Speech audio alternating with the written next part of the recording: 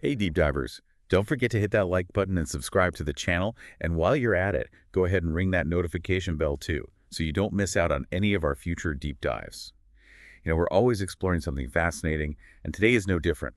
We're diving deep into a topic that's super relevant, whether you're a UPSC aspirant, a student, navigating the academic world, or just anyone who's looking to understand the humans side of success.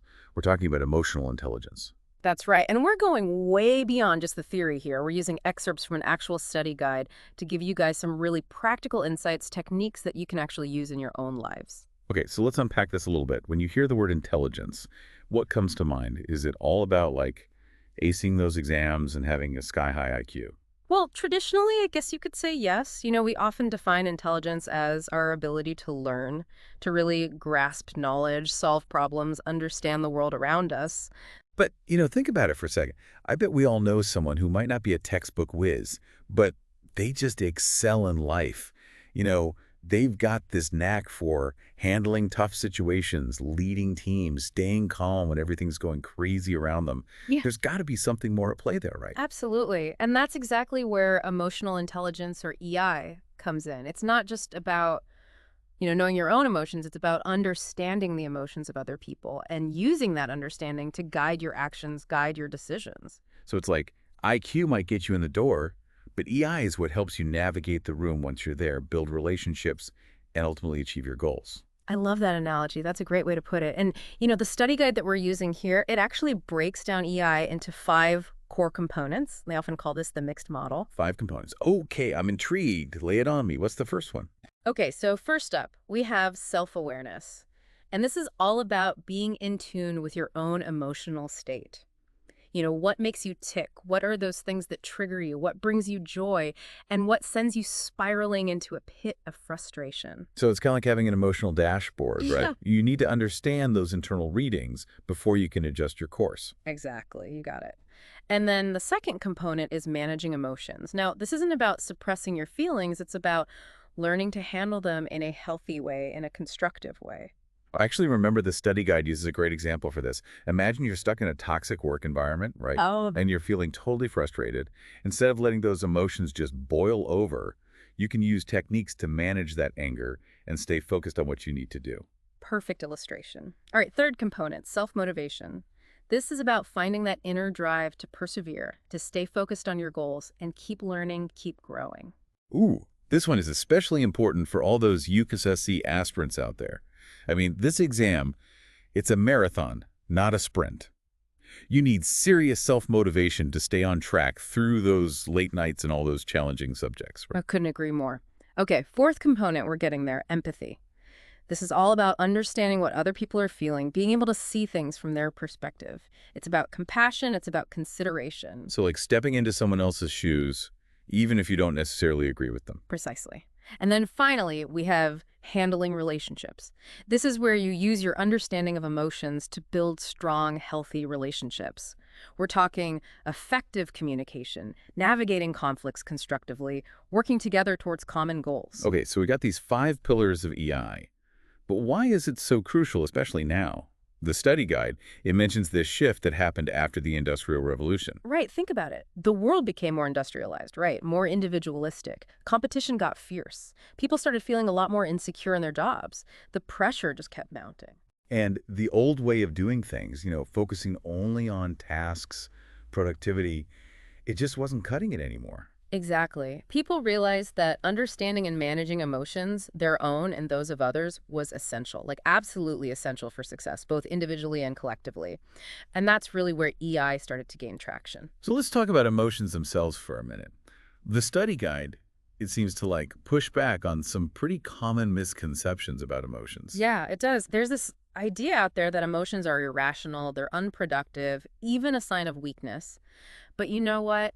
They're a complex and vital part of what makes us human. It's not just, some random knee-jerk reaction. Yeah, They're telling us something important. exactly. In fact, the guide even links emotions back to Darwin's theory of evolution. Think about it. Fear helps us avoid danger. Anger can help us defend ourselves. Joy strengthens our bonds with other people. So it's like emotions are almost like these data points. They're giving us information about ourselves and the world around us. The trick is learning to read the data effectively. You got it. And that's a huge part of what EI is all about. It helps us process those emotional signals, understand them, and use them to make better choices, to take more effective actions. Okay, so we know emotions are important, right? But let's be real for a second. Some of them don't exactly feel great.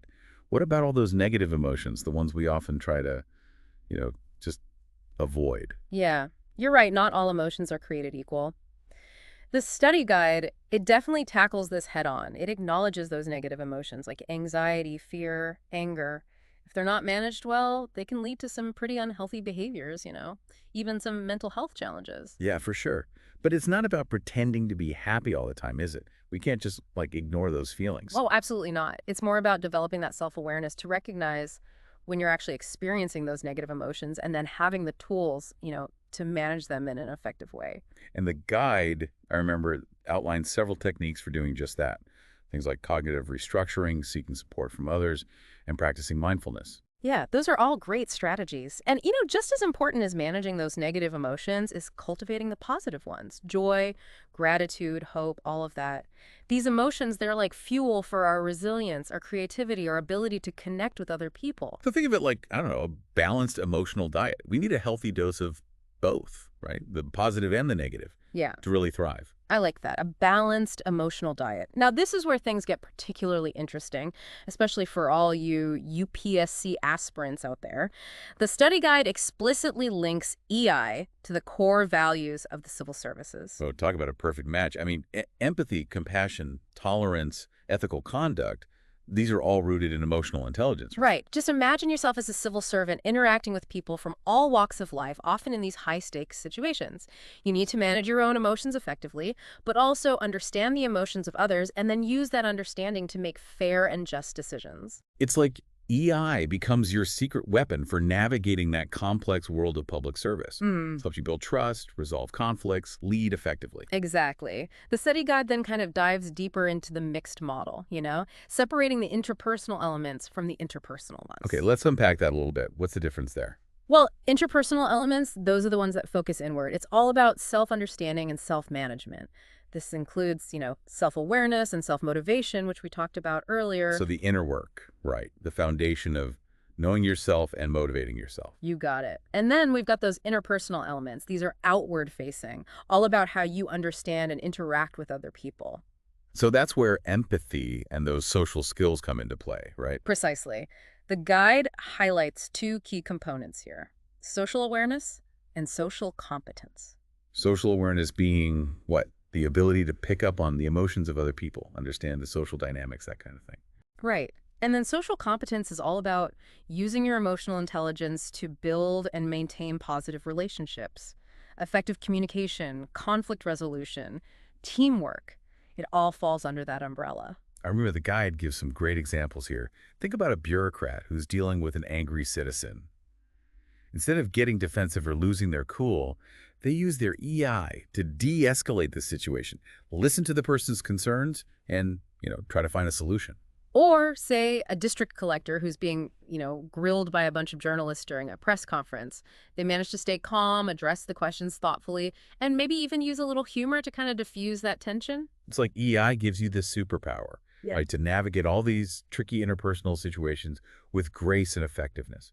And I think that's especially crucial in those roles where you're constantly interacting with the public, Mhm. working to build trust and implement policies.